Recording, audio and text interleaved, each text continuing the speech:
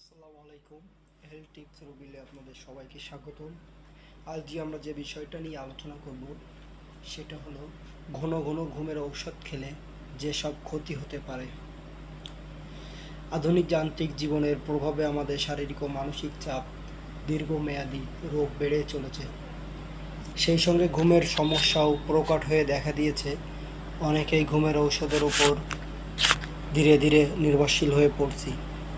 কিন্তু ঘন ঘন ঘুমের ঔষধ সেবন শরীরে কতটা ক্ষতিকর প্রভাব ফেলতে পারে সে ব্যাপারে সম্যক ধারণা থাকা সবারই জরুরি। আমরা কেন ঘুমের ঔষধ খাই? দীর্ঘদিন রাতে ঘুমের সমস্যা হলে, দীর্ঘ ভ্রমণের সময়, রাতে বারবার ঘুম ভেঙে গেলে। কাদের ঘুমের ঔষধ খাওয়া বারণ? যারা নিম্ন রক্তচাপে ভুগছেন, যারা লিভারজনিত জটিল রোগে ভুগছেন, যারা কিডনির সমস্যায় ভুগছেন, অনেক বয়স্ক ব্যক্তি, খিঁচুনি রোগে আক্রান্ত ব্যক্তি, গর্ভবতী নারী, দুগ্ধদানকারী মা। ঘুমের ঔষধ ছাড়া যেভাবে সমস্যা সমাধান করা যায়, শারীরিক বা মানসিক যে কারণে ঘুমের সমস্যা হচ্ছে তা আগে খুঁজে বের করে সমাধানের চেষ্টা করতে হবে। প্রতিদিন নির্ধারিত সময়ে ঘুমাতে যেতে হবে। নিয়মিত শারীরিক ব্যায়াম করতে হবে। দিনের বেলা ঘুমানো যাবে না। মেডিটেশন বা ধ্যান। ঘুমাতে যাওয়া ন্যূনতম আধা ঘন্টা আগে ইলেকট্রনিক যন্ত্র থেকে দূরে থাকতে হবে। ধূমপান বা অন্য যে কোনো নেশা জাতীয় দ্রব্য খাওয়া থেকে বিরত থাকতে হবে। চা, কফি বা যে কোনো ক্যাফেইন সমৃদ্ধ খাবার খাওয়া থেকে বিরত থাকতে হবে।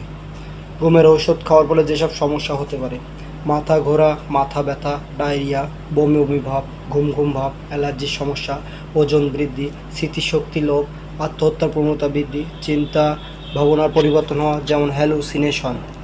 দীর্ঘদিন ঘুমের ঔষধ খেলে যে সমস্যা হতে পারে: ঔষধের নির্ভরশীলতা, ঔষধে আসক্তি। দীর্ঘদিন ঔষধ খেলে নির্ভরশীলতা তৈরি হওয়ার কারণে ঔষধ না খেলে নিদ্রাহীনতা দেখা দিতে পারে।